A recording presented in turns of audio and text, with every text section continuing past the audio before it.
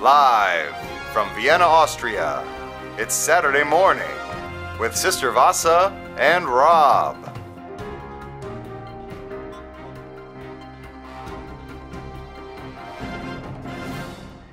Hello everyone, and welcome back to our show, Christ is Risen. I'm Sister Vassa, And I'm Rob. in case you people didn't know that. Today, my friends, we'll be discussing just a little bit what's happening this weekend in the church calendar and elsewhere. It is, first of all, the Sunday of the Blind Man this weekend, for those of us following the Byzantine liturgical system. And in the Orthodox churches, we have this Sunday within our Pentecost system, preparing us for Pentecost as we develop our thirst for the descent of the Holy Spirit, celebrated the 50th day after Easter. And of course, tomorrow, I should mention, is Mother's Day in the United States, in case any of you forgot about that. So you heard it here. You're welcome. I'll just say a few words about this upcoming Sunday of the Blind Man, which of course talks about the healing of the man born blind as described in chapter 9 of the Gospel according to John. So just a few of the leitmotifs of this Sunday that I need to mention, Rob, are of course the whole concept of spiritual blindness and vision covered in this Gospel chapter, chapter 9. If you want to look over it ahead of the church service, that is usually a good idea. The man, of course, comes to faith in Christ gradually, not immediately, not only through seeing him as the story ends. He sees Christ and finally says, "Lord, I believe," and worships him. But he first hears the voice of the Lord at the beginning of the chapter, and he follows the instructions of that voice when the Lord, probably most of you will know the story, makes this spittle out of his spit and the ground, and the Lord puts this spittle on the eyes of the man and tells him to go to the pool of Siloam and to wash this off, and the man sees. So once again we have the theme also of water, different forms of water, as we did in the case of the Sunday of the Samaritan woman, also in the case of the Sunday of the paralytic healed at Bethesda. So we see water here, two different types, I would say. The spittle coming from the Lord, and then the water from the pool of Siloam, which also helps in this case. You might remember that in the case of the paralytic, the pool at Bethesda was of no help to the paralytic who was there for 38 years. So there is the Lord, in the case of this blind man, working together now, for whatever reason, with an earthly source of water and with the water that he provides. And the man is coming gradually to faith in him. This man, after he is healed, please note, also is put through quite the test of being put to the test before the Pharisees, who question him because he's practically being accused of doing something wrong. If you follow that long conversation and trial of, how could you somehow support this? First of all, who is it that healed you? Because it was done on the Sabbath. Our Lord provocatively performs yet another healing on the Sabbath, as he did of the paralytic at Bethesda, and this disturbs certain people. Now, I'd like to also make mention of the fact that the parents of this man healed, the one who was born blind, are involved. We see them mentioned already at the beginning of the chapter, but later they're called to the Pharisees to confirm that this indeed is their son who was born blind. And let's back up a little bit and mention that the parents are first mentioned by the apostles at the beginning of the chapter when they encounter to get together with the Lord, this man born blind, who is a beggar at this point. And the apostles ask the Lord, Rabbi, who sinned, this man or his parents, that he was born blind? And the Lord responds, it was not that this man sinned or his parents, but that the works of God might be made manifest in him. So in here, the responsibility is not placed on the parents for the plight of this man. And although this question might not get to the bottom of the mystery of innocent suffering in this world, it is one of the responses that helps us to see part of this mystery, this vexed question really that people often have. Why would something like this happen? And this response, that the works of God might be made manifest in him, might be helpful to us in the sense that something tragic and difficult for which we don't see the reason might often bring us somehow together and elevate us to works of charity and compassion. And so, if I can coherently say this, indeed, there are cases of both disease and other forms of suffering that might draw us together and make us love one another in ways that we might not have done were it not for something actually tragic and difficult that happened. So this might, in this way, manifest in us the works of God, as Jesus here responds. Of course, he's talking about, in this case, most obviously, that this man born blind is going to be healed by Jesus Christ, and here we are 2 millennia later talking about this as well. So obviously the works of God are made manifest in this man also in this way. But then later, I'm going to finish soon. See, Rob is going to do his news segment, which is coming up. Don't despair, everybody. I just want to make mention of the second case in which we see his parents when they're called before the Pharisees. When the parents are asked whether this is their son, you see, the Jews, as it says here, ask the parents, is this your son who you say was born blind? How then does he now see? And the parents answer, we know that this is our son and that he was born blind, but how he now sees we do not know, nor do we know who opened his eyes. Ask him. He is of age. He will speak for himself. Now, the evangelist does explain that the parents said this because they feared the Jews, for the Jews had already agreed that if anyone should confess him to be Christ, he was to be put out of the synagogue. Therefore, his parents said, he is of age, ask him. Okay, so they say this out of fear. But I would like to add that I think that this not taking responsibility for their son who is of age is also a good thing and a refreshing thing in our time, I would say, and I've mentioned this on this very Saturday morning live show before. I think that in our time, in our age, because of the influence of Freudian psychology on popular culture and on our way of thinking, when parents are seen to be responsible for all our issues that we have as adults, and also very often for any bad decisions we might make as adults, and people often seek the roots of any issue they might have in their childhood. And Carl Jung, the psychologist who in many ways revised Freud, with whom he was befriended, as many of you might know, said that this is a mistake always to blame one's parenting and to assume so much responsibility for anything that an adult will later do. We do have formative experiences in our adulthood, and even more importantly, we are capable of change and of growth, and indeed we continue to grow and change as adults.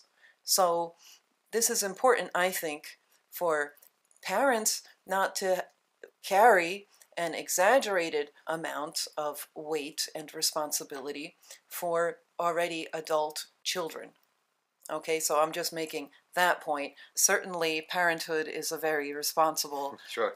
vocation, and I don't want to mitigate that, but I do want to mitigate it in the sense that our development, also in faith and in very important ways, certainly happens in adulthood. And I think that the fact that we neglect this capacity for growth and need for growth and change in our adulthood also sometimes results in a neglect of pastoral outreach and education and catechism also of adults in our churches. So that neglect sometimes of adult education, adult formation, might be also connected to this, I think, misconception that all our attention should be focused on the children and the youngsters. Okay, so in a way, I think that this is a good thing that they're saying he is of age, ask him. All right, that's my 2 cents about this Sunday of the Blind Man. And happy Mother's Day to all the mothers out there. Yeah. I will hand it over now to Dr. Rob for his popular news segment, What's in the News with Dr. Rob.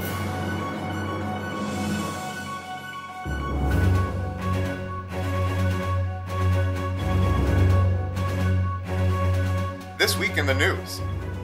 In fashion news, this week was the Met-Gala, New York's Metropolitan Museum of Art's biggest fashion fundraising event. This year's theme, Heavenly Bodies, Fashion and the Catholic Imagination. It features around 40 Vatican vestments and accessories spanning 15 papacies. The theme is being regarded as one of the most controversial, and Andrew Bolton, the curator of the exhibition, has said, some might consider fashion to be an unfitting or unseemly medium by which to engage with ideas about the sacred or the divine, but dress is central to any discussion about religion. Well, I think we don't need to be convinced that dress is part of traditional religion, that's for sure. And I think the question on everyone's mind really is, that's been buzzing around this Met Gala event, is why weren't we there? Exactly. Right? Yeah. But we can't go everywhere, everybody, right? We can't accept every invitation. Right. Plus, we don't want to be outshining the other people. Let's look at the other people who showed up for this, Rob. Yeah. And we'll see what we think of these outfits, right? Yeah. What's this first one? This is Anna Wintour, of course. Yes, Anna Wintour, editor-in-chief of Vogue, and she is also the co-chair for the Met Gala itself. Okay, wait a second. Yeah. So look at what she's wearing, Mm-hmm. right? Supposedly the commentators were saying that this is somehow inspired by the clerical collar worn by priests, and then of course she has the cross. Mm-hmm. So I don't know what to say. What strikes me always is this hairstyle. It's an odd choice, I think, but that's Anna Wintour, so who am I to criticize the fashion icon, right? That's my next hairstyle. I think that, wait, go back to Anna Wintour. Uh-huh. See, some of the costumes that the celebrities arrived in, being inspired also by clerical dress, might be maybe offensive to people, because one might say, well, women are wearing certain vestments, sort of. But I would say to that I think it's not really a problem, because these are not actually holy vestments that are holy in the sense of sacred. Sacred means dedicated to holy purpose. Okay, so they're not the actual vestments worn in anybody's church in which ordained clergy are celebrating liturgy. Okay, so sacred does mean dedicated, and so simply having certain garments that are inspired by some design that comes from a church tradition does not in and of itself say that the sacred is being used in a Right. way that is not sacred, right? Yeah. The other thing I'd like to mention that's interesting to me is that in the Orthodox tradition, we do have, it's just a fun fact, we do have female symbolism, if I could put it that way, for one of the liturgical vestments. In the prayer of the sticharion, you see, a sticharion is a vestment similar to the Roman alb, worn by every rank of or order of clergy in the Byzantine tradition. And the text of the sticharion prayer, as the deacon and also the priest, or also the bishop, dons or is donned for the bishop, the sticharion, actually includes female symbolism. You see, I wrote a book about hierarchical vestments partly. It's not only about the vestments, but it covers all of the vestments of the bishop. And I will read from here the prayer of the sticharion. It goes like this: "My soul shall rejoice in the Lord." By the way, this comes from Isaiah 61, verse 10. "My soul shall rejoice in the Lord, for he has clothed me with the robe of salvation and the garment of joy. He has put a mitre on me as on a bridegroom, and adorned me with splendor as a bride." Okay? And adorned me with splendor as a bride. So here, the celebrant is comparing himself, is being compared to a bride, Rob, not only a bridegroom. Right on. That's just a fun fact, right? Yeah. So it's perhaps neither here nor there for you people out there, but I want to say that the female symbolism and connection to clerical vestments is not unheard of. That's my only point. Mm-hmm. Okay? Don't get upset with me. It's in our tradition. Okay, so, of course, as we go through these pictures, let's move on. Okay. Who do we have here? Next is Anne Hathaway in this bright red wall of fabric. I'm not sure if her headpiece is inspired by the Statue of Liberty or perhaps something else. I don't know. Is it supposed to be the crown of thorns? Possibly. I don't know. It looks more like the Statue of Liberty thing. The dress, I don't know about. I shouldn't be making fun of poor Anne Hathaway, right? Some of you might love her. Next we have Blake Lively. All right. Do you know what to make of this, Rob? It looks like her dress is planting roots and she's going to need some help. Maybe she's like, the tree of life or something like that. All right, let's move on. Then is Cara Delvine. I hope I'm saying her name right. This is like the cloisters of nuns maybe is being symbolized here. Mm-hmm. All right, that's enough of that. It's a bit creepy, I would say. She came to play chess. It's Rook to Red Carpet 3. You think she's a chess piece. Yeah. Next we have Chadwick Boseman. What did you call that? The humeral veil? Is that what it's called? Well, there is a Roman Catholic vestment that inspires this, apparently. Yeah, I think that the pants are probably not inspired by anything in Roman Catholic vestments. Yeah, Disco Bishop. Next is Frances McDormand.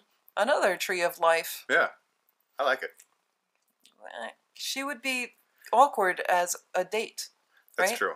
She would have trouble eating. Yeah. And you would have to look at her the whole time from across the table. Yeah. Next is Jennifer Connelly. I think this is a Joan of Arc sort of thing. Oh, yeah. That's cool. Maybe. Mm-hmm. I'm not sure. Next we have Katy Perry. As I suppose she was supposed to be like an angel. Oh, yeah. Then Lena Waithe. Well, I think this is simply coming to the party to make a statement. I think I saw a caption for this picture that said, "A powerful statement of inclusion was made by," I don't know who she is actually. Mm-hmm. And I thought, really? Is it a powerful statement in the middle of New York City? Is there a problem with inclusion in New York City? In a room full of Hollywood celebrities? Yeah. I don't think that it takes a lot of...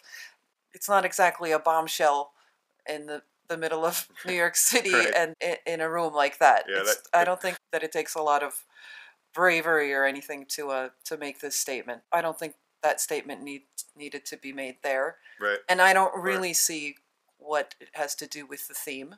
Right. I mean, I don't have a problem with inclusion. But the only thing I'm saying is that I don't think it's a powerful statement of inclusion. Yeah. Then we have Sarah Jessica Parker. Oh, Sarah Jessica Parker. Or the Gold Queen from Alice in Wonderland. It's the wrong ball. I like the dress, though. I mean, I wouldn't wear it myself, but...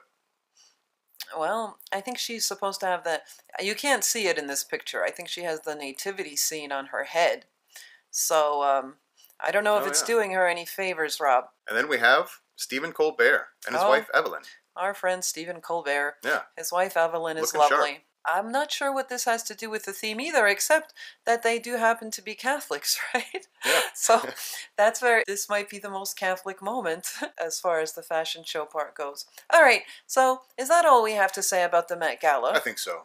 All right, thank you, Rob, My pleasure. for that. So let's move on to this story, especially close to your heart, Rob. All right. A new species of squid is believed to be found in the Gulf of Mexico.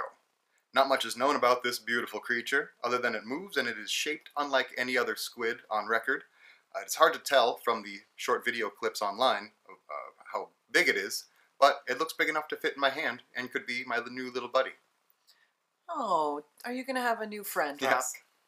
Yes. Okay, finally. we're glad to hear that. See, Rob always has some kind of a squid somewhere depicted on his clothing. Oh, yeah. You see this? Again. There's the ubiquitous Rob squid. Yes. So we don't know what it is. We don't know why you have this strange connection to squid, Rob. There's probably some creepy story behind it, but anyway, it was a good story, Rob. Thank you. Say what you will about Rob's murky past and occasionally strange smell, but I think he does a really good job on these news stories.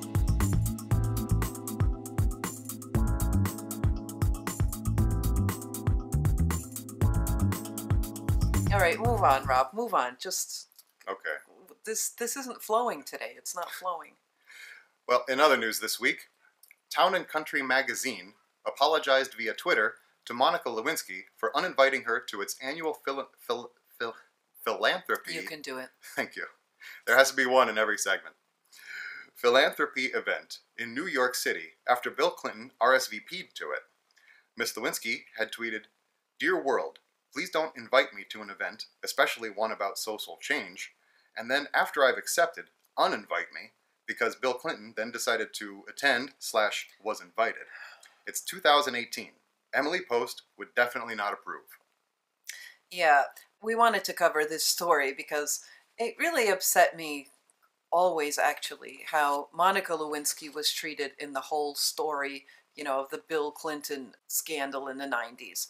You know, he emerged from it like the darling of the Democratic Party, whereas she's like the national joke for left and right. She was 22 when the whole thing happened, and he was 49 and the President of the United States. She was an intern. Now, in the wake of the Me Too movement, people are seeing this in a different light. And I think good for her that she tweeted that. You know, they invited her, then they uninvite her because this guy's coming. She's, you know, it was a long time ago. She was very young. And I think that, yes, you know, she made a mistake. Obviously, she lived to regret it. But the double standard in that whole story is something that I find very upsetting. And God bless her, you know. She wasn't able to get married or have a normal job or anything because of this horrible story. And the fact that he's just, you know, considered just fine despite the story. Oh, Bill. It's ridiculous. I don't know if that's what everyone was saying, but it's ridiculous how that all went down. I think they were saying boys will be boys. Right. Yeah? Yeah. So, yeah. Anyway, do you have anything else for us, Rob? One final story. In bittersweet news, a sad story from last Wednesday. When Bittersweet news. Yes. When a truck carrying 12 tons of liquid chocolate, overturned on a highway in Poland, spilling the liquid magic, to be gone forever. The driver was taken to the hospital with only minor injuries, but the injury in my heart will never heal.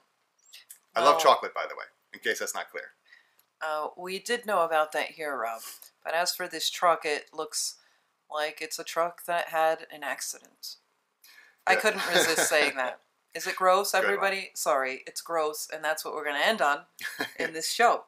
Please don't forget to subscribe to our audio podcast, because there, everybody, you will learn more about the Sunday of the Blind Man, if we can get back to that.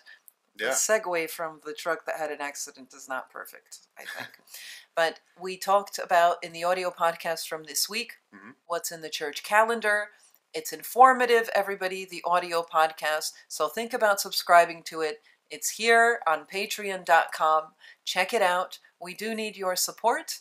We are doing these YouTube videos to attract you to the audio podcast. Yes. Also there. Come to us. Exactly. Come to us. Does that sound creepy? That sounds creepy. Oh, I think. Come inviting. to us. It's inviting. For a guy with a squid on his shirt, it's surprising that he does think that it's inviting. Come. Yes. Come. Anyway, that's the best we can do today, Rob. Yes. Only $5 a month. You get podcasts every week. You get, there's a lot. Also liturgy videos. Also liturgy videos. We recently had 2 new installments of the Divine Liturgy course. 28 So also there, if you're a bonus subscriber, you get access to this step-by-step course covering every little part of the Divine Liturgy. We're learning together. We have 28 videos of that thus far. And if you don't want to subscribe to the course, you can get 2 USB sticks of part 1 and 2 of the video course. Yeah. If you go to our gift shop, you'll find the USB sticks that you can purchase and get the first 2 parts of the course that you can take with you. First 24 lectures. The first 24 are on the USB sticks. So this is the link to our website. Go to the gift shop there and you will find where you can purchase those USB sticks. We don't have any in stock, do we? Not at the moment. At the moment, we don't. But I'll print them up, put them up, send them out. They're very popular. Yeah, they're always going. Produce them on demand. Yep. So everybody, that's it for today. We tried our best today. It's good. You think it's good? Yes.